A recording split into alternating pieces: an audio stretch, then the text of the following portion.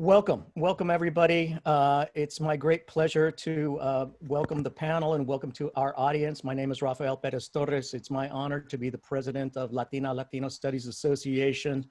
And it's my pleasure to work with a wonderful executive committee who have helped put together this webinar for today. And in particular, I'd like to thank Lee Bibeau, who's been a leader a leader in the field, a leader at his university, and a leader at getting this webinar together and really making it happen. So thanks, Lee, thanks to the committee, and thanks, of course, to our panelists and audience for joining us today.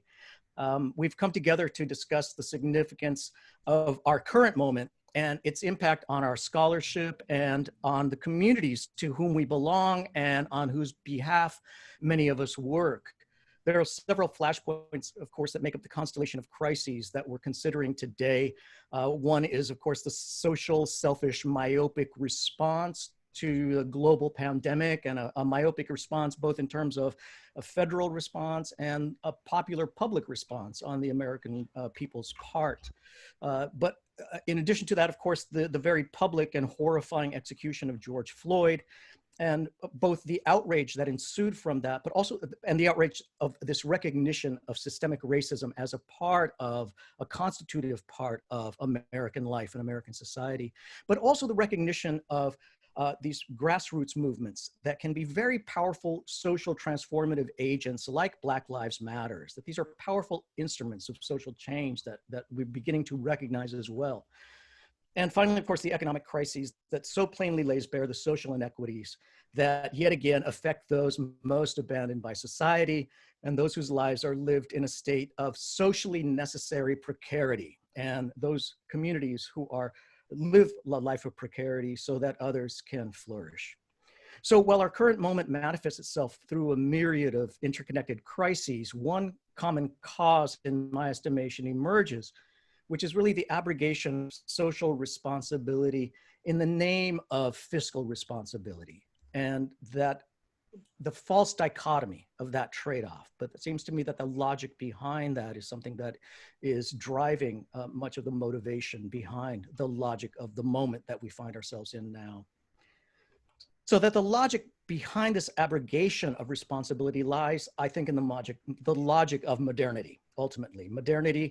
With modernity, race and its ensuing categories undergo a evolution over the last 500, 600 years in which race morphs from serving as a tool of social organization under colonialism for the purposes of labor division to become something deeply embedded as a constitutive part of modern social organization. So the prison system, for example, as a current embodiment of the logic of slavery, is a persistent and still persistently under-recognized example of this embodiment of the logic of colonialism in our present age. And of course, a more present example are the social inequities we're all witnessing and in some manner enduring at the present moment. So our panel comes together today to discuss the significance of this moment that is a moment of crisis, yes, but one that is shared unequally and disproportionately, and that is most damaging to those who have historically been underserved, whose communities have suffered histories of racial grievance. And so what I'd like to do is begin with about a 5 to 10 minute presentation from each of our panelists, and then open up questions to the audience. And thank you again for our audience today for joining us. It's fantastic. It's really a great pleasure to have you all here as a part of this conversive community. Joining us today as our distinguished panelists are 4 scholars of great renown. I'd like to first introduce my colleague, Randall K, who is an associate professor in the departments of public policy and American Indian Studies at UCLA. He's an applied microeconomist, and he has worked in areas of labor economics, economic development, and migration focused on Indigenous peoples' economic development. He's conducted research on the determinants of migration and human trafficking, the effects of changes in household income on educational attainment and obesity, and the effect of political institutions on economic development, and the role of property institutions on investment decisions. He has also spent several years working for the State of Hawaii Office of Hawaiian Affairs Economic Development Division. He's a research fellow at the Harvard Project on American Indian Economic Development, and a non-resident fellow at Brookings Institute. In addition, he has served on the National Advisory Council on Race, Ethnic, and Other Populations at the U.S. Census Bureau and serves as a research associate at the National Bureau of Economic Research. Our next panelist is Lisa Marie Cacho. She's an associate professor of American Studies at the University of Virginia, Charlottesville. After receiving her PhD in ethnic studies from the University of California, San Diego, she taught for the University of Illinois Urbana-Champaign's Latino department for several years. Her book, Social Death, Racialized Rightlessness and the Criminalization of the Unprotected, won the John Hope Franklin Award in 2013 for Best Book in American Studies. Currently, she is working on two projects. One is editing a collection of essays on racial colonial capitalism with Susan Koshy, Jody Bird, and Brian Jefferson. She's also writing a book about police killings in the United States. Our next panelist is a daughter of refugee father from China and an immigrant mother from Jamaica. Jennifer Ho is the director of the Center for Humanities and Arts at the University of Colorado Boulder, where she also holds an appointment as professor of ethnic studies. President of the Association for Asian American Studies, she is the author of 3 scholarly monographs, including Racial Ambiguity in Asian American Culture, Rutgers University Press 2015, which won the South Atlantic Modern Language Association Award for Best Monograph. In addition to her academic work, she is active in community engagement around issues of race and intersectionality, leading workshops on anti-racism and how to talk about race in our current political climate. And our first speaker today will be Rashaun Ray, a David M. Rubenstein Fellow in Governance Studies at the Brookings Institution. He is a professor of sociology and executive director for the Lab for Applied Social Science Research at the University of Maryland, College Park. He is also one of the co-editors of Context Magazine's Sociology for the Public. His research addresses the mechanisms that manufacture and maintain racial and social inequality, with a particular focus on police-civilian relations and men's treatment of women. He has many articles that have appeared as op-ed pieces, as well as over 50 books, articles, and book chapters. Recently, he's published the book, How Families Matter, Simply Complicated Intersections of Race, Gender, and Work, and another edition of Race and Ethnic Relations in the 21st Century, History, Theory, Institutions, and Policy has been adapted for more than 40 times nearly 40 times in college courses across the country. It's my great pleasure to introduce our panel and to begin with Dr. Rashawn Ray. Well, thank you for having me. It's so exciting to be here this evening, at least on the East Coast. I know on the West Coast it's still in the afternoon. So what I want to talk about is essentially the framing that you just laid out, which are these 2 pandemics that we're dealing with, both of which have roots in systemic racism. On one hand, we're dealing with COVID-19. On the other hand, we're dealing with thinking about policing and police brutality. Again, both of which have roots in how we think about the founding in the United States. One thing that I've been saying is that when America catches a cold, there's a saying that Black people then get the flu. Well, in 2020, when America catches COVID-19, Black people die. And not just Black people, but Latinos, Indigenous people, marginalized people, low-income people, people in rural areas. And I lay it out that way because we're seeing how that has expanded across the United States over time. Originally, we seen the racial gap between whites and Blacks. One thing that I kept telling people is that eventually we're going to see it go throughout the South. And as it hits the South, and as it spreads to other major cities, and as it particularly starts to hit rural America and manufacturing and farming towns, we'll also see a similar gap between whites and Latinos. And that's obviously what we've been seeing. There are some places where the gap between Latinos and whites is actually higher than between Blacks and whites. But overall, we see a racial gap where Blacks and Latinos are about 2.5 times more likely than whites to die from COVID-19. You mentioned Context Magazine is something that Fabio Rojas, who co-edits Context with me, that we've been very proud of, particularly during COVID-19. We sent out a special call for essays on COVID-19, particularly research essays of people who had done research and what sort of implications they had for COVID-19. We were overwhelmed. We received over 200 submissions from nearly 30 countries around the world. People can go to context.org and read these essays. They're simply phenomenal. And this fall, we'll have a special thematic issue specifically on pandemics and COVID-19. And our summer issue, which is coming out in a couple of weeks, is specifically on indigenous sociology, which is being edited by Nick Rio at Dartmouth and some of you all's colleagues, Angela Gonzalez at Arizona State. Part of thinking about COVID-19 is that it's not simply about in people's behavior or in their blood. Instead, what I've argued, and as Randall knows, at Brookings gives us a platform to be able to write timely op-eds on this topic. And I've written a series of pieces on why we see the racial gap and what do we do about it. And I want to lay out some of these claims for you in the brief time that I have. The biggest thing is that structural conditions undergird pre-existing health conditions. And these structural conditions are the reason why we see the racial gap in COVID. And I think there are 6 specific things. First, we know that Black people, Latinos, and I think New York becomes a really good example where Black people and Latinos oftentimes are living in similar types of neighborhoods, depending on which borough you're in. And we really see the disproportionate way that Blacks and Latinos are hit in New York City. But then, of course, that expands to Baltimore, to St. Louis, to Detroit, down throughout the South, Florida, Texas, Arizona, and California. That we know that these neighborhoods are depleted with the lack of healthy food options.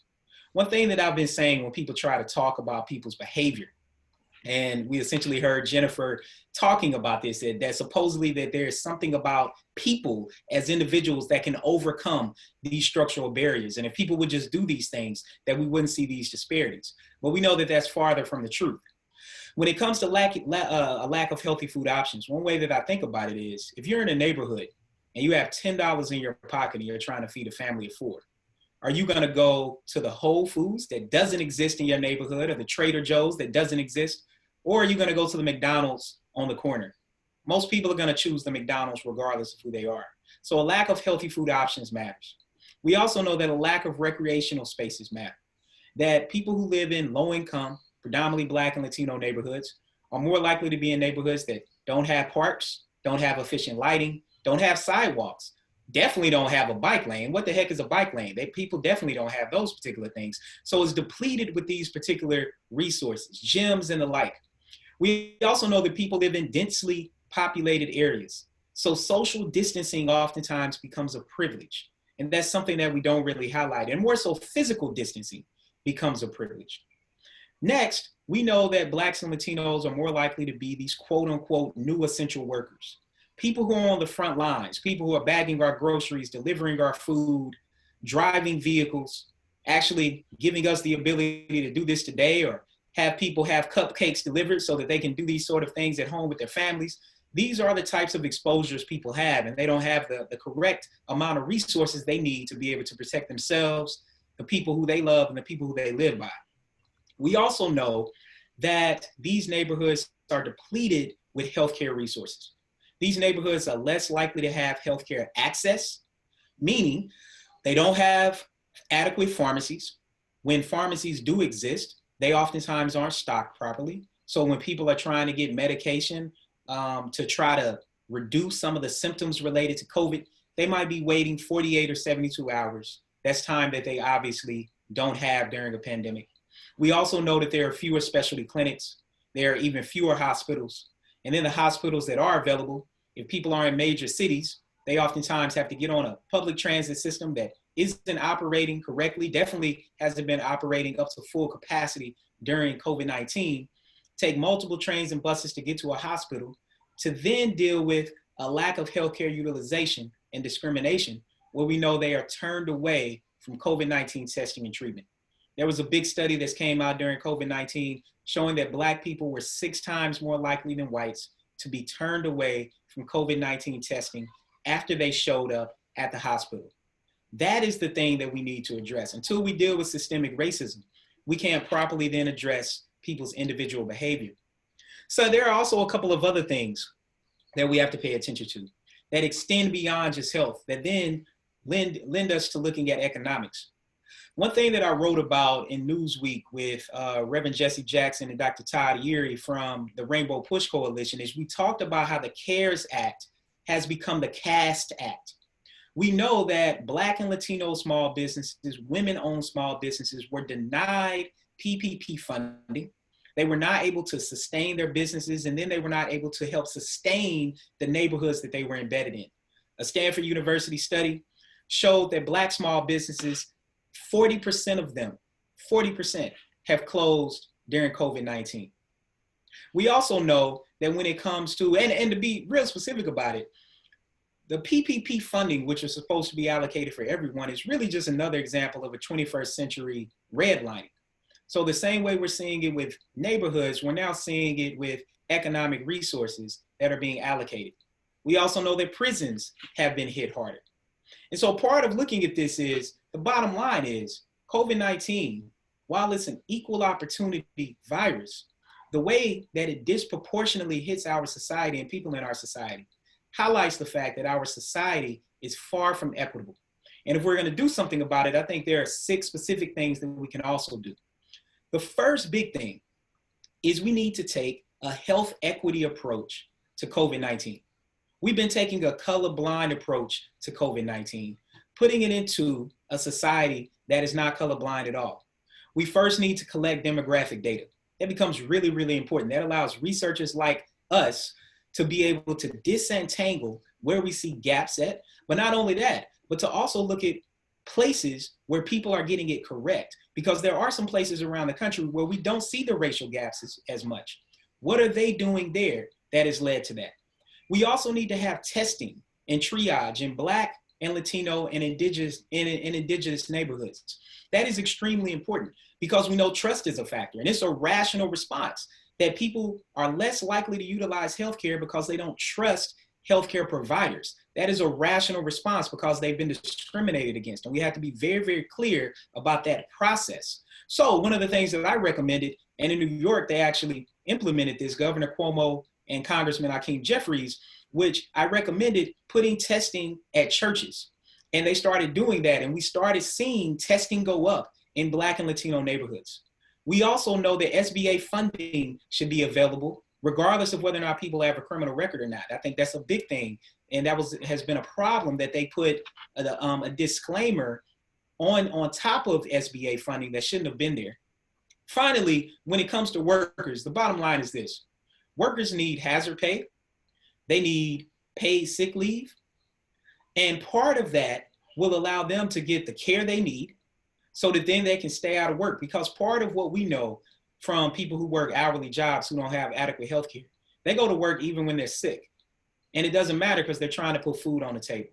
And they are oftentimes in representing what we want people to be in the United States of America. So people need paid sick leave, people need hazard pay, and then people need a living wage. People cannot afford to live on minimum wage. They cannot put food on the table that way. And then finally, we need to ensure that universal health care is something that is actually actualized moving forward. And that's the reason why what happens in November is so important to the conversation that we're having.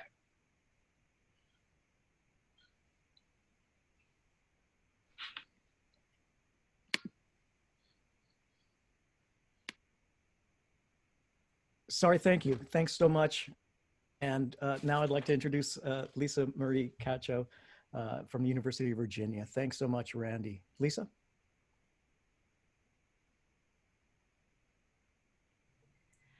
Hi, so thank you for organizing the panel. I'm really excited to be a part of it. I'm looking forward to the conversation. And I'm just going to talk for about 5 minutes, and I just wanted to begin by saying that all the problems that we have today are not the sole doing of President Trump. Our punitive legal system, our racist, colonialist police state, our neoliberal foreign policies, our violent military interventions, our healthcare system so inefficiently and callously dependent on employment, and our racial colonial profit and property-centered capitalist economy. These were all already in place to do this work. The Trump administration has used laws and powers that have been in place and will remain in place when he is no longer president. So many of the orders and policies that affect Latino immigrants and asylum seekers already have a basis in US legal apparatuses. So this is why Trump was able to implement so quickly so many violent policies that target asylum seekers and undocumented Latino immigrants. The migrant protection protocols, otherwise known as Remain in Mexico, the third country transit bar, prosecuting undocumented immigrants as criminal, which caused family separation. Already existing immigration law made these possible. The recent intensification of all of these draconian policies using the rationale of COVID are all made possible through public health law. Closing the borders, denying credible fear interviews for asylum seekers, detaining children, and separating families. Trump does not need to create laws to do these. He doesn't have to go through Congress to make these changes. The structure is already in place. So it's important to do our part to keep the movement alive if Trump is not reelected, because it is so bad that even the election of Biden and Harris is likely to make things feel so much better. But it's unlikely to really spark real structural, meaningful, long-lasting, and desperately needed changes like the ones that Rashawn has just been talking about. So there are many obvious connections between and across our communities that today's moment has made all too clear. From a Latino studies perspective, most notably, we can easily now say that DHS, ICE, and the Border Patrol are unequivocally bad for everybody. We all need to work to dismantle these departments and their draconian policing practices, because any and all policing departments of the state can be reassigned to repress anyone, and they have been. It's much easier to see that non-citizens of color are not the only targets of these institutions, but rather democratic dissent, ideological opposition, and radical demands for a better, more loving world are the actual targets of these departments. I think today's activists are emphasizing that we don't need a violent, punishing state, that what we need is a state that redistributes wealth, dignity, and healthcare. We don't need a state that protects and prioritizes private property and corporate profit at all costs.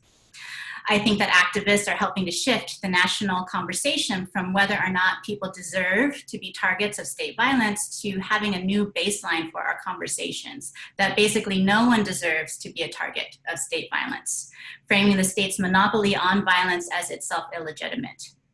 And this is a narrative that needs to be protected because it is always in danger of being co-opted. When media, for instance, focuses on who is deserving and who is not deserving of state violence, reporters tend to emphasize those who can be represented as innocent. Children asylum seekers, for instance, often fall into this category because it is easy for journalists to disconnect children from their own lives, to represent them as blameless and undeserving of punishment, which takes away their agency, their resourcefulness, their ingenuity. It also misunderstands that many unaccompanied minors have not lived sheltered, uncomplicated lives. They have been in gangs, they have committed crimes, they have witnessed violence, been the recipient of violence, and perhaps committed acts of violence in order to survive. And this in general is one of the problems with how innocence has been entangled with deservingness and worthiness for people of color. For people of color, we're not just seen as guilty until proven innocent. It's also that our innocence is contingent on our powerlessness, right? It's associated with a lack of agency. So this is also happening when media differentiates a peaceful protester from rioters, looters, or destructors of private, corporate, and government property, right? This frames legitimate protest as saying, pretty please to the people in power, creating a moralistic binary that does not actually exist in our reality. Making a distinction between so-called looting opportunists and peaceful protesters is not only inaccurate, but it also distances the protests themselves from their more radical demands. Looting is a form of protest, right? It's about the redistribution of wealth. It's about critiquing racial colonial capitalism. And at its heart, it's about saying that property and profit are less important than people's lives. It's particularly important to decriminalize looting during a deadly pandemic with record unemployment in a moment when people not only can't pay rent, feed their families, or pay hospital bills, but are also simultaneously watching their family members, friends, and neighbors die. This framing also elides the fact that most activists of color are criminals because our laws and our policing practices make it so easy to criminalize activism. Historically and currently, local law enforcement and the FBI use arrests to intimidate activists and weaken movements. The binary is also false because peaceful protests are often only peaceful because some community members have taken it upon themselves to become community defenders, both armed and unarmed. Nonviolence is often only possible if it takes place against a threat of violence. So when we challenge the assumption that some people are innocent who don't deserve to be the targets of state violence and others are criminal who should be stopped and punished, we redirect the narratives and we give different explanations. So through that lens, or through this lens, for instance, Central American children seeking asylum and Black ex-convicts actually have a whole lot in common. They are both intensely vulnerable to state-mandated violence. And because they are so utterly unprotected by law and law enforcement, they are also intensely vulnerable to other violences as well: vigilante violence, domestic violence, personal violence, stranger violence. So again, to say that a group doesn't deserve to be treated a certain way doesn't go far enough in critiquing, challenging, or delegitimating state violence.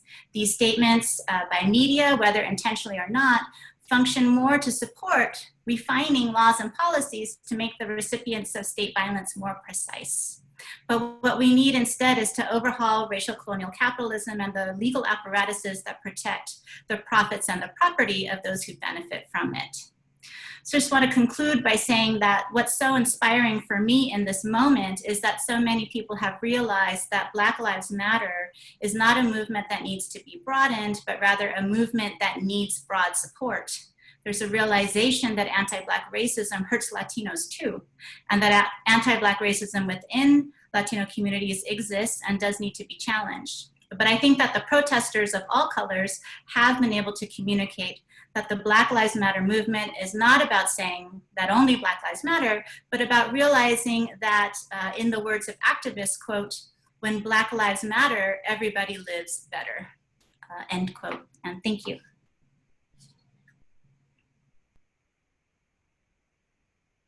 Great. Thank you very much, Lisa.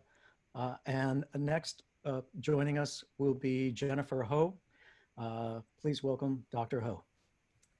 Hi, everyone, and thank you very much for the invitation to be on this really esteemed panel and talking about very important issues that we all share, because I think what we all have in common, and I think we have many things in common, but centrally one is we want to end white supremacy and we want to end suffering.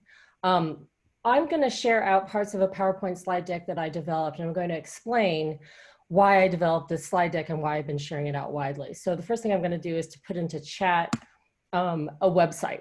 So the University of Colorado Boulder, which is where I just moved to last year from UNC Chapel Hill, turned this PowerPoint slide deck into a website. Now, all of you are actually not the ideal audience for this PowerPoint slide deck necessarily. But one of the things that I've really become committed to as a full professor, and especially now that I run a humanities center, is to really kind of think about what kinds of conversations I can be having with a larger public. Like, what kind of public humanities work and anti-racism work can I be doing to really address systemic racism and have conversations with people outside of kind of the ivory tower. And when COVID-19 hit, and I really have to give credit to Jason Oliver Chang, who's a historian at the University of Connecticut. And Jason saw the handwriting on the wall the minute that news of a virus coming out of China started to percolate. And on Facebook, he posted, "We've got to get ahead of this. Let's develop a set of open source resources." And so he created this open source Google document, which is hyperlinked into the slide deck I'm about to share, on resources where we could address yellow peril rhetoric and the inevitable anti-Asian racism that comes anytime there's a perceived threat to the US body politic. So this has been happening throughout the 19th and 20th centuries. Anytime that Asia is perceived at all as a military threat, then there is a backlash against people who are perceived to be from that ethnic background. So I wanted to start to address this, and I created this slide deck, which basically breaks all the good rules of pedagogy. It's a terrible slide deck to actually use in a classroom situation, but I wanted it to be really bare bones, because my thought was that people could take it and make it their own. They could make it into a template, and it would be a way to start having a conversation in the classroom or in your local community about the history of anti-Asian racism. When George Floyd was murdered in Memorial Day weekend, I added more slides to really address systemic anti-Black racism, and then also to talk about the connections between anti-Asian racism and anti-Black racism. And one of the audiences I was really hoping to capture were Asian Americans. That, in other words, I had been seeing on social media, and for those who came early, you heard my story about taking part in a video with Frank Wu, debunking the model minority myth, and then having a Chinese American immigrant really kind of buy into the myth and argue with me on Twitter. And if you go to my Twitter feed, you can actually see that argument play out. But what I wanted to say, especially to Asian Americans, is that if Asian Americans are kind of learning for the first time that there's racism, right? If they're feeling maybe in a more acute way for the first time that there's directly anti-Asian racism in the wake of COVID-19, then they must also embrace anti-racism efforts for all other racial minoritized people in the United States, right? In other words, it's not good enough to say I'm against anti-Asian racism, but then ignore the protests that are going on nationally and globally decrying anti-Black racism. And it's also not enough to not understand a larger history of settler colonialism and the fact that there are children that are still in cages on the southern border. And I think that there are a lot of constellated issues that Asian Americans share with other racial and indigenous groups. And that was another thing that I really wanted to address with this slide deck. So just quickly, and I'm not going to go through all of it, that would take way too long, but I just wanted to show some of it, because if you're interested in having a copy of the slide deck, especially for teaching purposes or to share it with organizations, I'm more than happy to share it out. So, okay. So this is the first page, and I'm really clear about, having people make this their own. I define racism, so I'm very clear about trying to give examples throughout history about what racism is and that it's systemic. It's not just people saying mean things or using racial slurs. I talk briefly about a history of anti-Asian racism so that people can contextualize the rise of anti-Asian racism happening now to the past, to the 19th century, to the early 20th century, because of course, none of this is new. This is all part of a larger yellow peril rhetoric that is in service to white supremacy. And then, I give two specific examples about the flattening effect of racism and why we have racial categories, right? Vincent Chin's murder when he was misidentified as Japanese American, and of course, the violence that many South Asians faced in the aftermath of 9/11. The next two slides go specifically into why people should stop saying Chinese virus or China virus, which Trump is now very fond of saying, because I think that he thinks it's a talking point to vilify China and to remind everyone that the virus came out of China. Incidences of anti-Asian harassment, all of these are hyperlinked into articles. Most recently, there was an 85-year-old Chinese American woman who two white men tried to set her on fire. And, then I talk about here anti-Black racism and the protests for basically basic human dignity for all people, right? Especially in calling for defunding the police and addressing systemic racism, particularly anti-Black racism. And the solidarity that I think really we need to have between Black Americans, Asian Americans, and I don't specifically talk about Indigenous or Latinx people, but when I do these webinar talks, and I've been doing them unfortunately very frequently because of how much racism there is going on right now, I'm always talking about both other kinds of solidarity work that needs to be done, as well as intersectional oppression. And this is a solidarity statement that my organization, the Association of Asian American Studies, came out with. And I end by, trying to be on a more hopeful note, or a note of saying like we need as many allies in this fight as possible.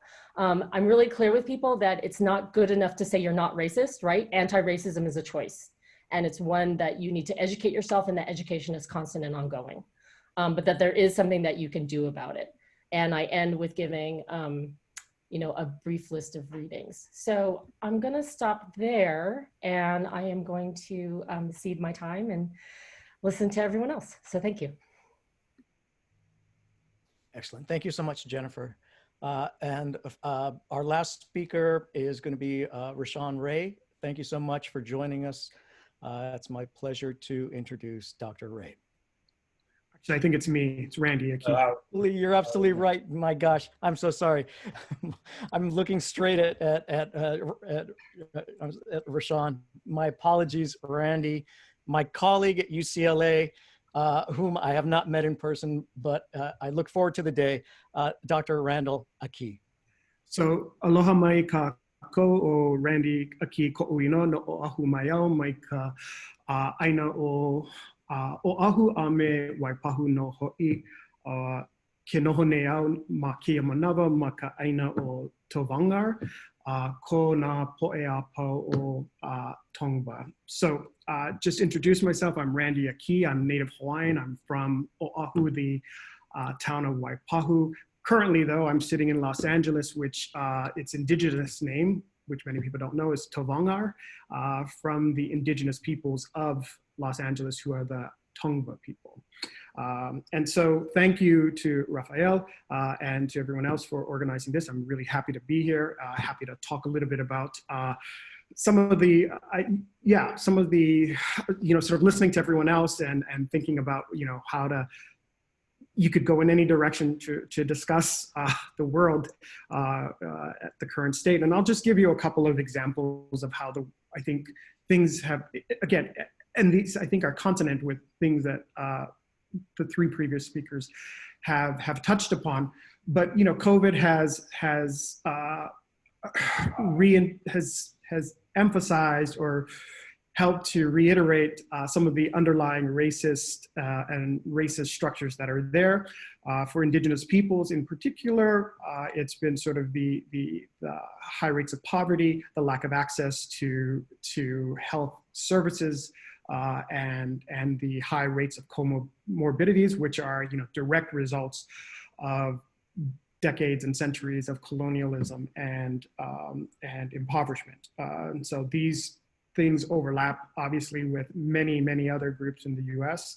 One of the new things that I think hasn't been talked about a lot, but I think is kind of really interesting and horrible at the same time, is that COVID and the pandemic has provided a new avenue for racism to manifest itself amongst indigenous peoples, particularly in border towns to reservations, where the non-Indian population now considers the American Indians as the vectors of transmission.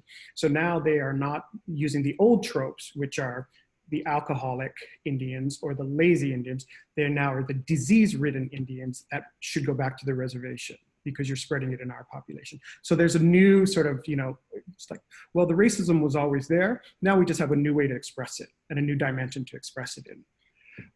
So I think that is something that it's interesting in, sort of in relation to what Jennifer was just talking about, the anti-Asian racism that's come about. So I think there are lots of ways in which, as I said earlier, sort of there's this, restructuring of hey, we've got a new opportunity here to undertake this, expression of racist tropes.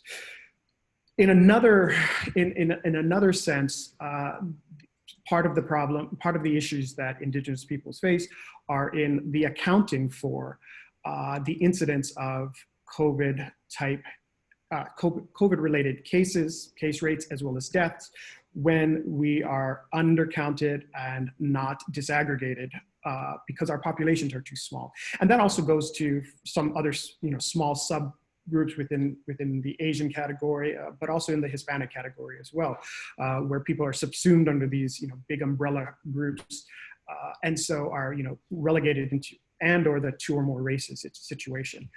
And so it doesn't allow us to tease out the differences because there's heterogeneity across all of these, within all of these groups, of course. And so indigenous peoples in particular are often sort of subsumed under the other category, if at all. And that has been a sort of a primary issue for public health and for getting out the incidents to community members, but also to policymakers.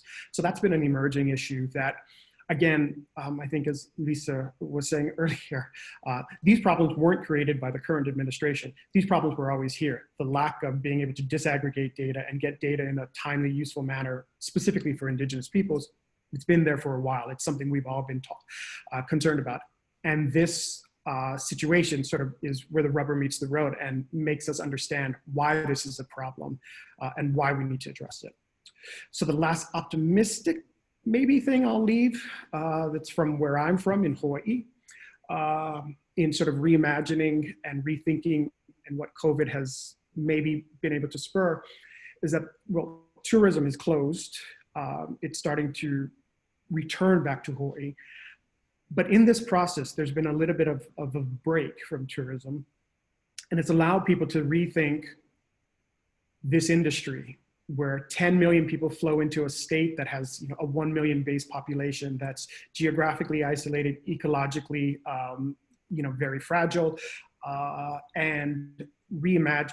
I'm not saying that it's going to happen, but it's an opportunity, and many Native Hawaiians are pushing to rethink those business models, those economic models, where the state and the islands and the resources are only geared towards the commodification of resources and obviously culture as well.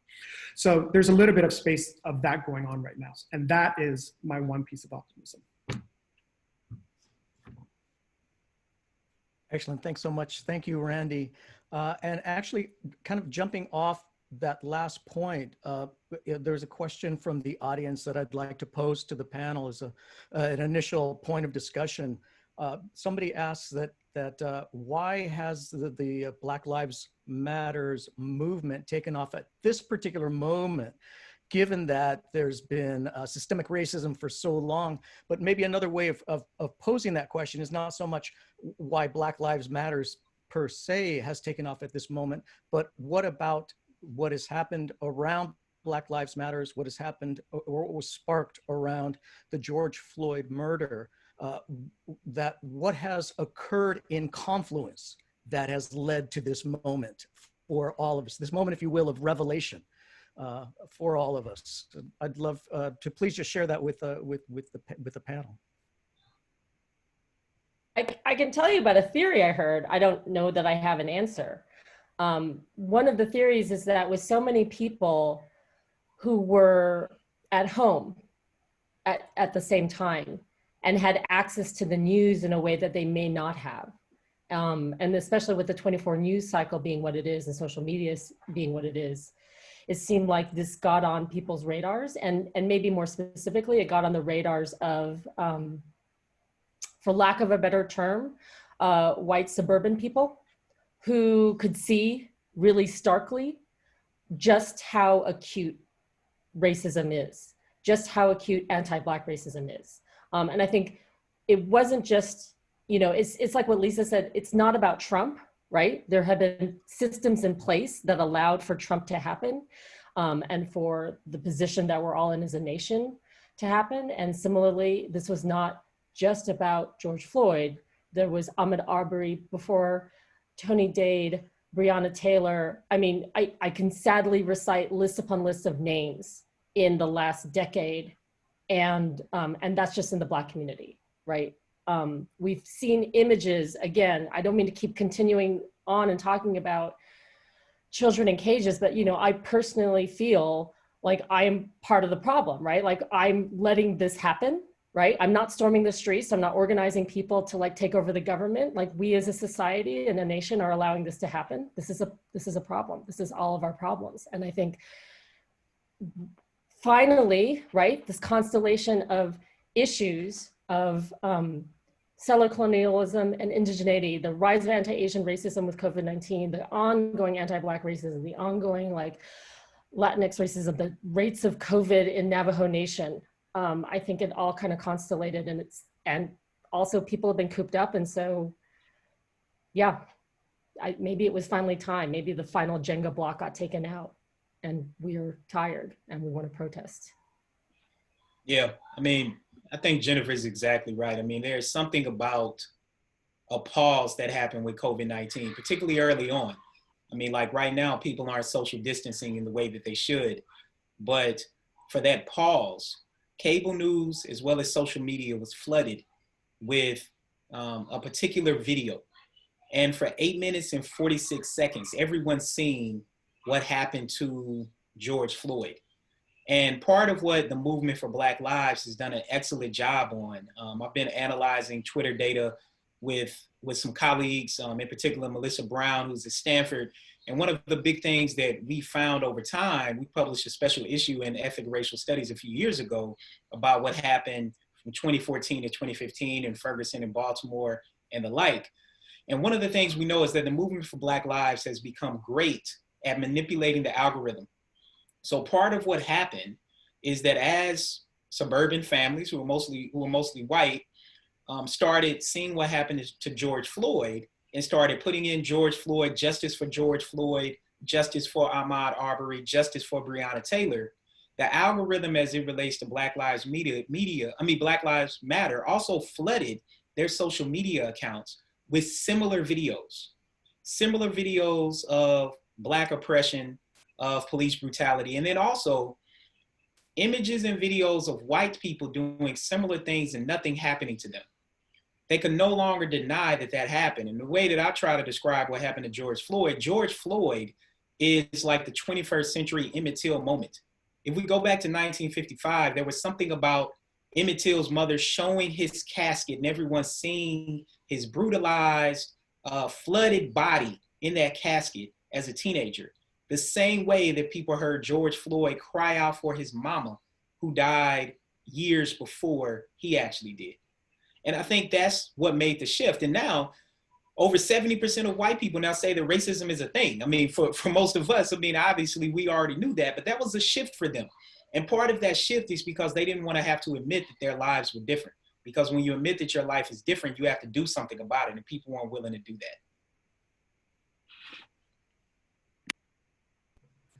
And I also just want to add that I think a lot of it has to do with such high rates of unemployment at this moment, is that people can protest, you know, and so people, and they're, you know, and just it's so overwhelming, right? And there's also there's this moment, I was talking to a friend who's an activist in Seattle, and he was talking about how, even though the media is showing, you know, maybe headlines that say things like, you know, the people, activists realize, or not activists, but, you know, community realizes police are important, but that's not actually what's quite true, is that the actual activists in the communities there have been saying, well, even though violence is happening, we're still safer without police, right? And so I think that that's also this important moment, is that people are realizing that they are safer without the police, even while they, you know, and just also having like the time and the need to protest.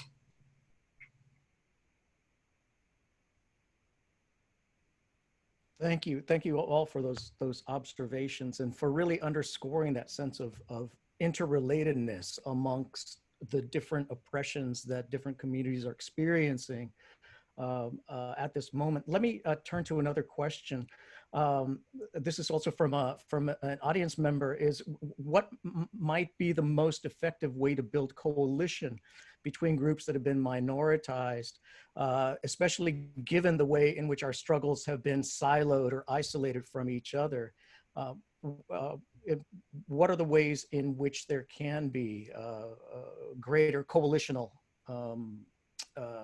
work at this moment, right? In what ways does this moment open up doors for greater kind of coalitional work? And I think some of you have already addressed a little bit of this, but if you'd like to pursue that question a little bit.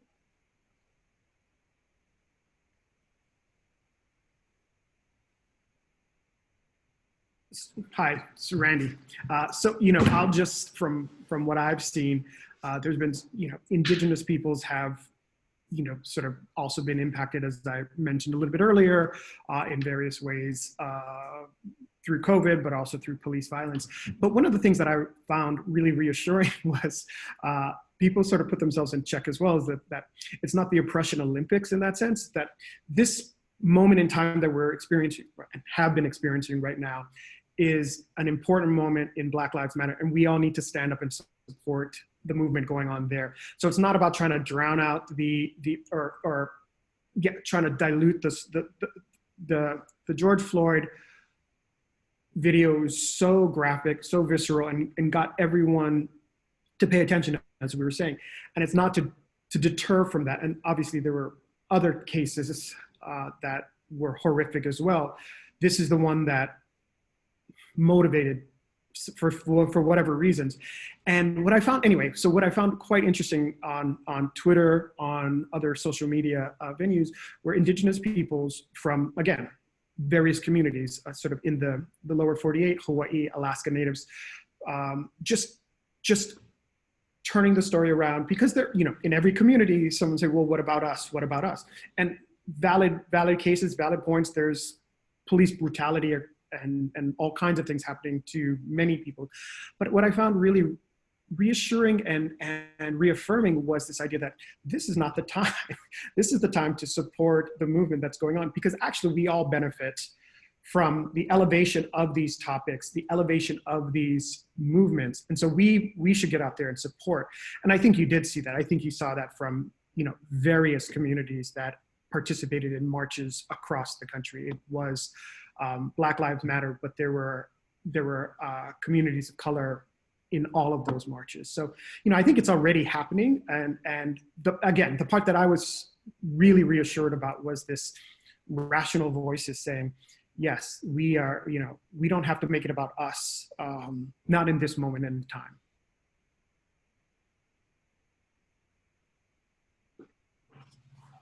I agree. I think a lot of this is actually already happening, and in some ways, it has always been happening, right? It's not. We often maybe learn that there's a history of division, but there's also a history that's always been alongside that has been about solidarity. You know, there has always been a history of people of color who come together to do, you know, certain to struggle against like certain kinds of oppression, certain localities, right? And so I think part of it is just kind of reminding ourselves that we also have always had that as well, right? I mean, again, like Randy was saying, for me, a lot of what's been so powerful is the fact that when you look at the protesters, it's very multiracial. It's multigender, right? Like you see all kinds of people at the protests and they're all saying Black Lives Matter, right? And so I think it has really shifted, and that part of what we can do as academics is like kind of take up that shift and help make that more public for people who aren't involved in the protests, or maybe for people who are challenging the protests, right? Like one of the things we can do is write those op-ed pieces like Rashawn was talking about, right? Like write these things that are maybe not necessarily useful for our careers, but are really useful to help to shape the conversation that's going on right now. That's what we're good at as academics, right? We're good at like analyzing and doing research very quickly and explaining to people what's going on. And I think all of us should kind of take that up as part of our role to help keep the movement going and to, you know, kind of be one step ahead when things start to be co-opted, right? Like to kind of take that back and help to provide new histories and different frameworks. I just want to really second what Lisa's saying. One of the things I've been trying to do is to shift in the narrative and really kind of let people know that there are multiple narratives. I think someone in the chat mentioned that, you know, ethnic groups, racial groups get siloed. And I think that's really true. And certainly I think within the Asian American community, or the perception of Asian Americans and their relationship to other racial groups in the US is that, you know, again, we're the model minority, that somehow we are more akin to being honorary whites, and that we have had historic tensions with other racial groups, right, particularly with African Americans. And so I don't try and disavow that. There is anti-Black racism in the Asian American community that absolutely needs to be addressed. However, that's not the only story. There is also people like Grace Lee Boggs in Detroit, who was married to a Black American man, who spent her life in community activism, in advocating for the poorest in her Detroit community. There's Yuri Kuchiyama, who became politicized and radicalized after she and her husband moved to Harlem after they had been incarcerated during World War II.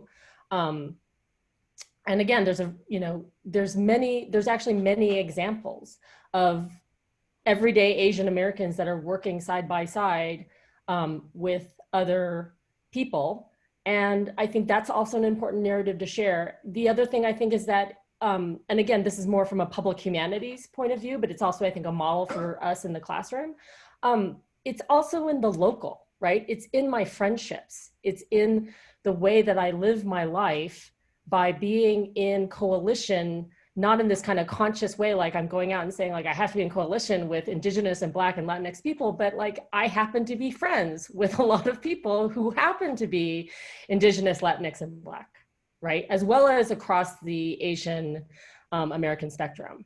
So I think there's many different opportunities that we have to try and model this for our students and our communities. And I love what Lisa's saying about op-eds. One of the things I'm trying really hard to do at my university where I'm at is to really, we need to recognize public humanities scholarship as beneficial for our careers.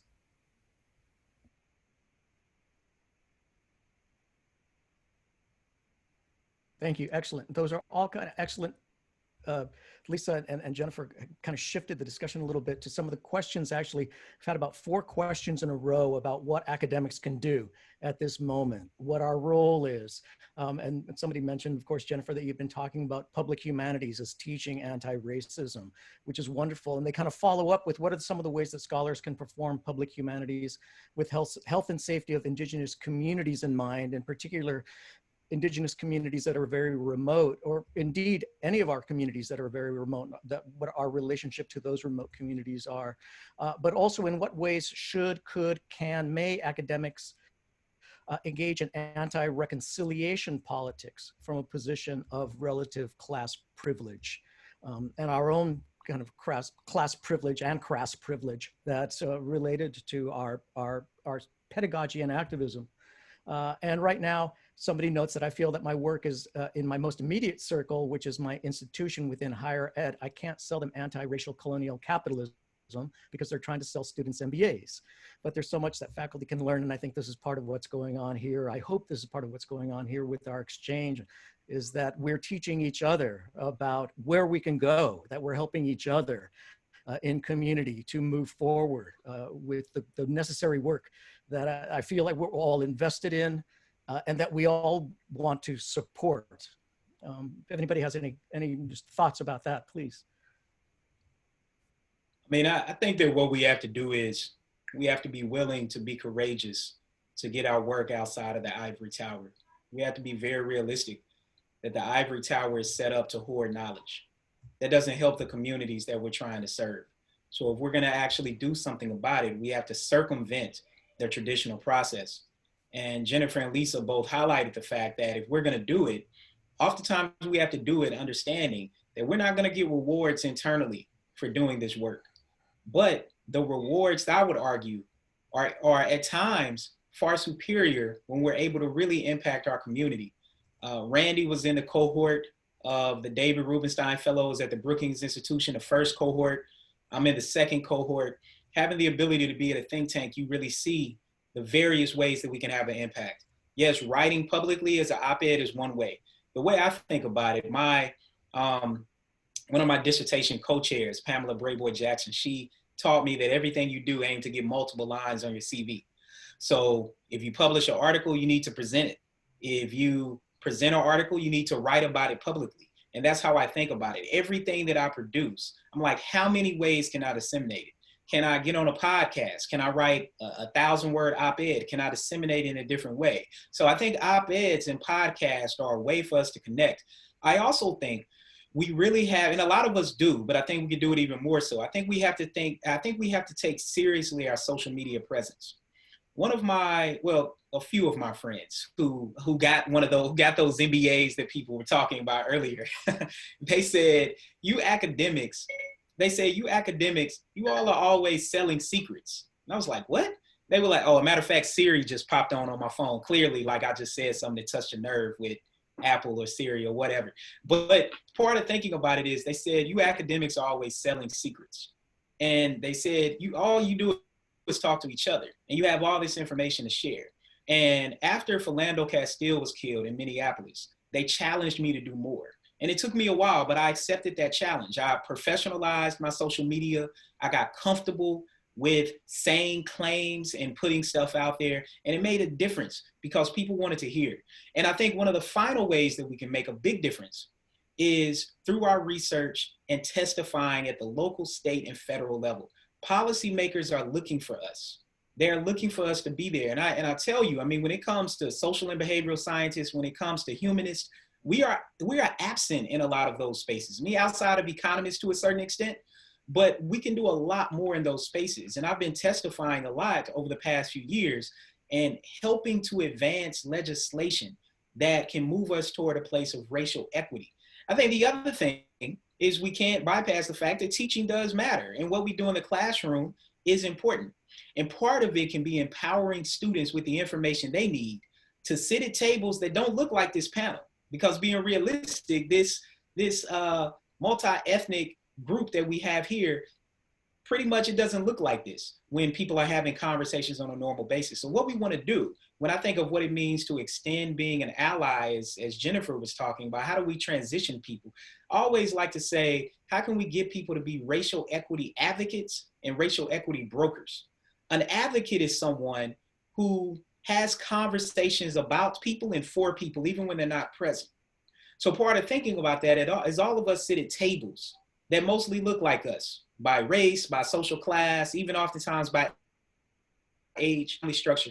How can we empower people to be racial equity learners, to speak up for people who aren't present? We've been seeing a lot of that on social media. There are a lot of young adults standing up to their parents and their relatives. And if you can stand up to people who you love, then you can stand up against anybody. And then we want to empower people to be racial equity brokers. That means starting to think consciously about the rules, laws, regulations, and practices that govern them. How can they make them more racially equitable? And how can they use their voice to ensure that the places where they live, work, and play are equitable for anyone to be able to come into that space? And I think as academics, we just have to start thinking differently because we're not trained to do this. Like being fair, we're not trained to do this. But I do think we can start to use our skill sets for much, much more. That's wonderful. Thank you. And actually, in a kind of related couple of questions, somebody has asked, if following up that idea of those of us who are hoarding knowledge or academics as hoarders of knowledge, that we need to change the tenure process that puts the burden on producing a certain type of knowledge, how our industry works and how our industry produces and recognizes forms of knowledge. How can we begin to change the process as workers from inside institutions grounded and formed out of white supremacy? And this connects with another question that an audience member had, which is that this moment of COVID-19 pause might be sufficient to act as a chrysalis for white folks to transform their whiteness away from an alignment with elites and instead toward people of color. Is this moment, in other words, a moment of potential racial transformation among white identified people, or might they slide toward doubling down on white supremacy and centrality? Also, is this moment also sufficient enough to rethink our relationship to land, given the disaster on the horizon in the form of global warming and climate disaster, which is, I think, a very broad question, but I would maybe refocus that to, is this enough also to transform our practices in the institution, in academia, and the way in which we reward the type of knowledge that's being produced within academia that right now is still replicating forms of white supremacy? That's a lot. It is a lot. So I've been kind of putting things in chat, and one of the things I put was a book by Tricia Matthews. Full disclosure, good friend of mine, teaches at Montclair, has edited a book called "Written Unwritten: The Hidden Truths of Tenure," and she will come to your campus and she will speak to your administrators. I kind of consider her to be kind of a white administrator whisperer. She's very charming and engaging. And actually, and I'm going to speak bluntly because I don't know how else to speak, I think this is a moment, right? A potential moment, because the social psychologists who are in the room will know this better than I do. But one of the things that I once read was that the way to get people to change behavior is a combination of shame and guilt. And I think there's a lot of white guilt, and there's white shame. And is it manipulative? Possibly, but I also think that talking to white administrators and really kind of seizing the moment and saying, now is the time for us to start rethinking things like tenure processes, the burden on Indigenous faculty and faculty of color, transgender faculty, queer faculty, so we can, talk about intersectional issues as well. Here are the resources we need. Here are the ways that we need to rethink tenure. I mean, I think this is where I would say for those of us who have tenure and can leverage our relative position of power in our respective universities, that we should. It's a little bit harder for me at CU Boulder because I'm new, but I've been trying to do it in the small ways that I can, and to just be upfront about what I think the problems are. So for example, at CU Boulder, we're going to have, we have a series called Difficult Dialogues that my center sponsors. And the next difficult dialogue we're having is called Unpacking Whiteness. And the subtitle is going to be, or why people keep saying Boulder's so white. Because I want to really address, like, what does that mean? People keep saying Boulder's really white. They mean something by that, right? They mean that there is a history of white supremacy and white privilege that the university has never been able to get out underneath. So if we keep saying Boulder's so white, what are we going to do about that? And it's a way to really kind of address head on and hopefully have a conversation that is real and that may lead to some substantive change. I can do that because I run a center and I'm a full professor and I'm not worried about tenure, right? And I hope more people will do that, particularly, quite frankly, white people, white allies, right? Who can step up and really leverage their relative power in the university system to have these conversations to make these changes.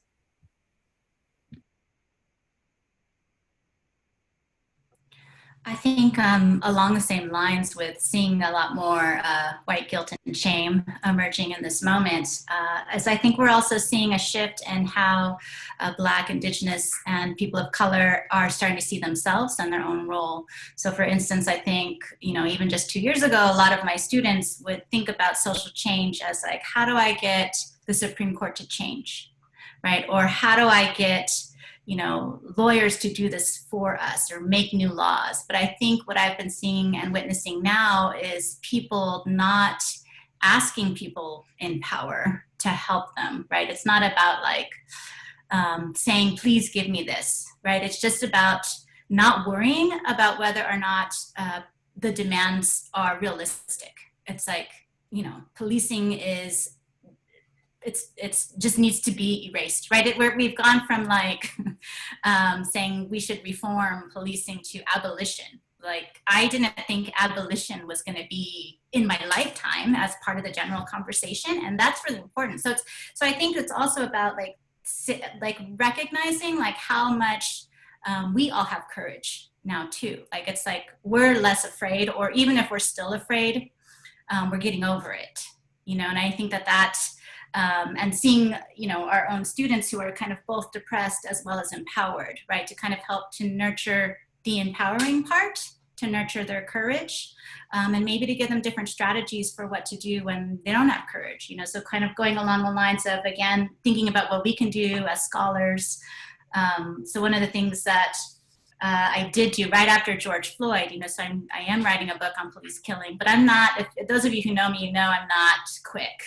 Not a quick writer, right? And so not a quick writer, taking a long time to publish, and I knew I needed to be a part of the conversation. So I asked like a friend of mine, Jody Malamed, to like, let's co-write. We have like similar things we're writing about. So some of it is also like thinking about like how to give yourself courage, right? Or how to get over yourself, right? To like kind of put ideas out there. So we ended up kind of thinking about the work that she was doing in Milwaukee and some of the histories that I'd been writing about with resisting arrest. And we actually, were able to write an article for the Boston Review, and then another op-ed for a Milwaukee local paper. And it coincided with the arrest of the two activists that we had been kind of putting front and center, right? And the op-ed and the Boston Review article helped to get those activists out, you know, helped to get them out after they were arrested. They were arrested on things that like were not real charges.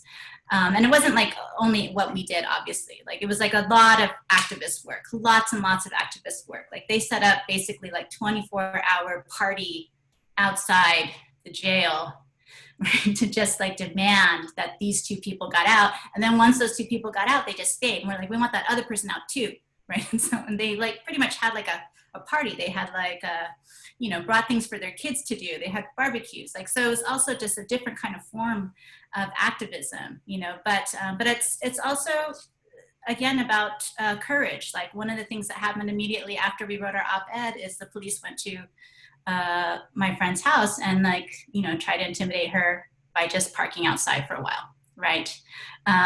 But it did help, it does help, right?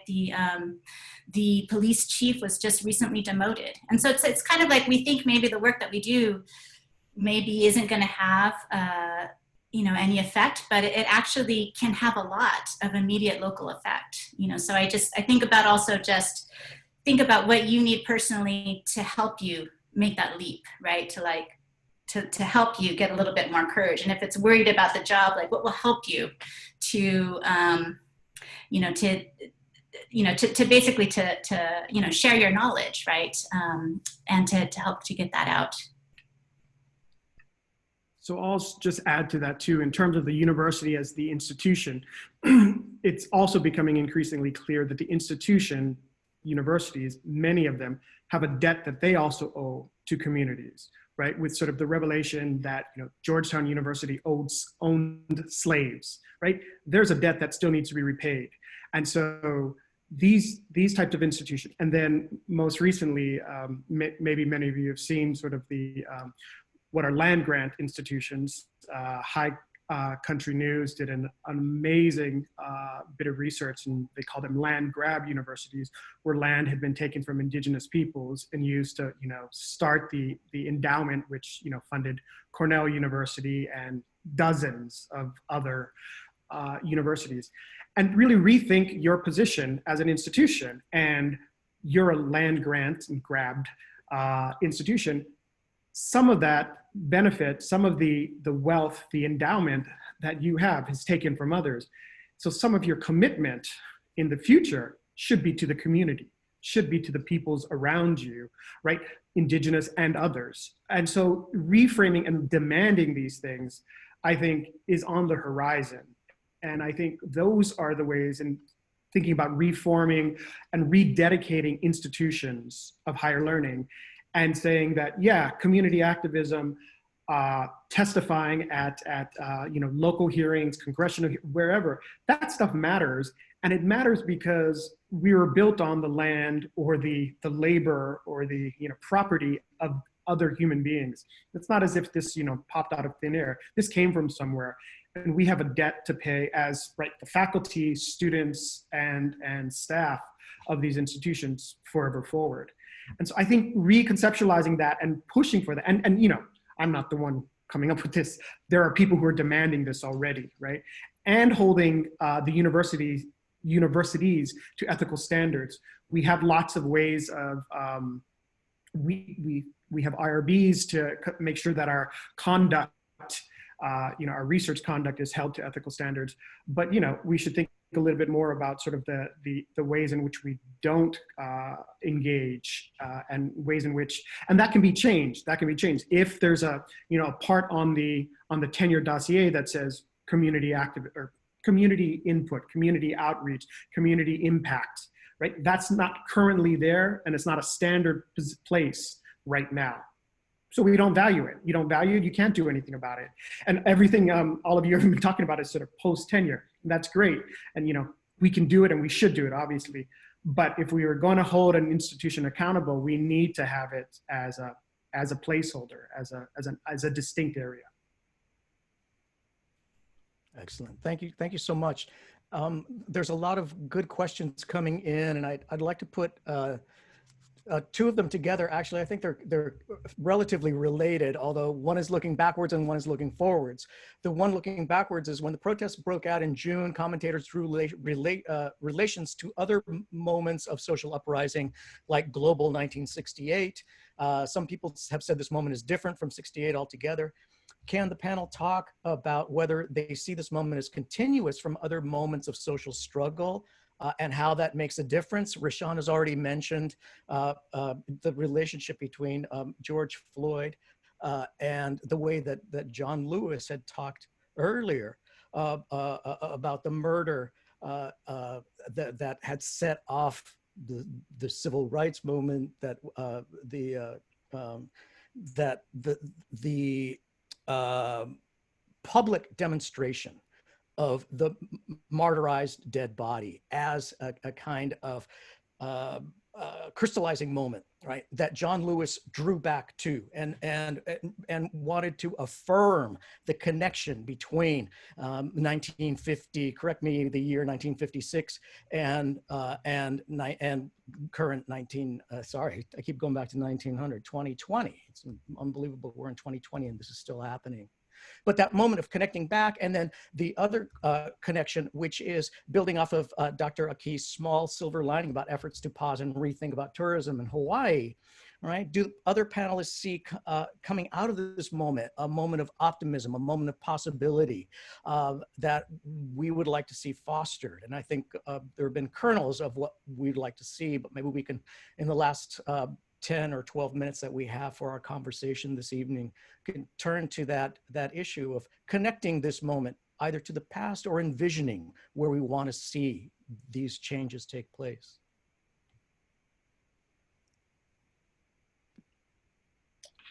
Well, I mean, yes, both. So let's start with some of the potential similarities and then differences from the 60s, right? So, because people always like to make these comparisons across movements, and people compare the civil rights movement to the movement for Black lives. I mean, I think just based on the speed by which things have happened, the movement for Black lives has been able to make changes at a speed and a rate that we didn't see during the civil rights movement. And let me add a caveat there and what I mean by that. When I started the civil rights movement, I started as what happened at Howard University with Charles Hamilton Houston being dean, Thurgood Marshall and Donald Murray and others being his students. And they went around the South with a recorder like this, documenting separate and unequal schools. So part of the difference is that in this moment, the movement for Black lives has social media. People just snap something with their phone and it goes viral in a way that during the civil rights movement, they couldn't do that. So we have to be clear there. And so with Brown versus Board of Education happened in 1954, that was monumental. And that's more or less a similar distance to where the movement for Black lives started. I started with Trayvon Martin with 3 Black queer women who started saying Black Lives Matter on Facebook, and it's become this international movement. That time period is similar. Okay, with that being said, let's come up to this current moment with what just happened with George Floyd. There have been a series of changes that I think mimic what happened in 1968 when MLK was assassinated. After MLK was assassinated in 1968, and I went to college at University of Memphis, and I mean, the legacy of his murder in the city where I went to college, in the state where I'm from, is something that people never get over. I grew up in Atlanta. I spent a lot of time at the King Center. Like it's a part of who I am growing up, is that when we look at what happened in 1968, there was massive unrest and rioting around the country. And within a week, President Lyndon Johnson passed the most wide sweeping housing legislation that we've ever seen to this day, that Trump actually is trying to dismantle, that he's been trying to dismantle over the past couple of weeks. And he's been signaling to these white suburban families that I think Jennifer was talking about earlier. I mean, he did it actually yesterday and today, talking about Kamala Harris and Joe Biden. So within a week from MLK's death, you know, when you talk to social movement scholars, they'll say, oh, you know, nothing ever happens when people are violent, when people tear up stuff. within a week, we had the most widespread housing legislation. Clearly, there's something there.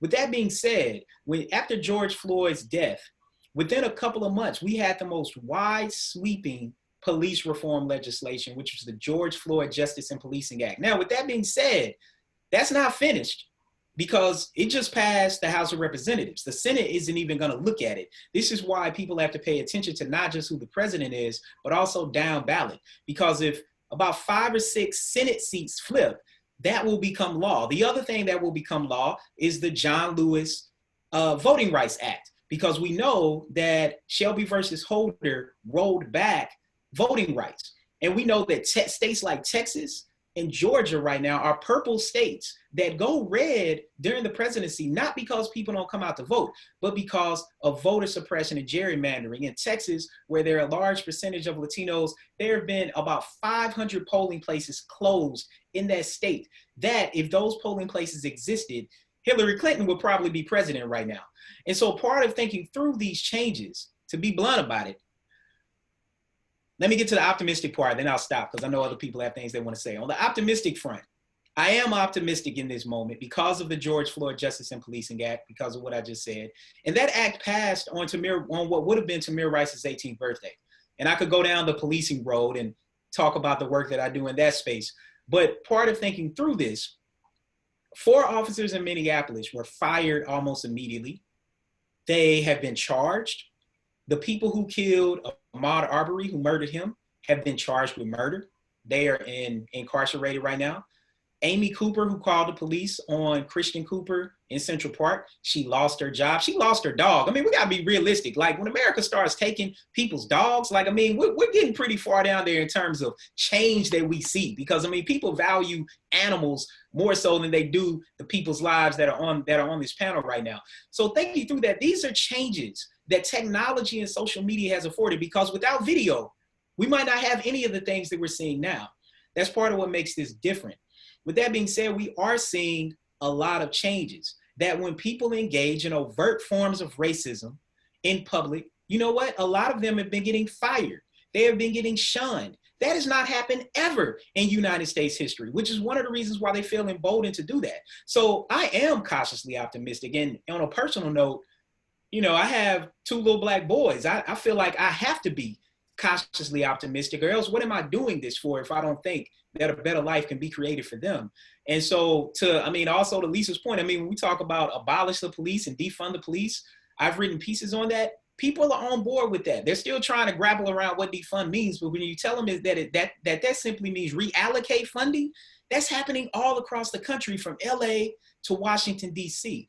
And these are changes that we did not see 10 and 20 years ago, that I think this critical election, not just the presidency, which is really, really critical, but down ballot, what is happening, not just in the Senate and House of Representatives, but at the state level in the state legislature, because we know one of Trump's lasting legacies are federal judges. He is appointed more than I think any other president in history. And that's going to be his lasting legacy that we have to do something about.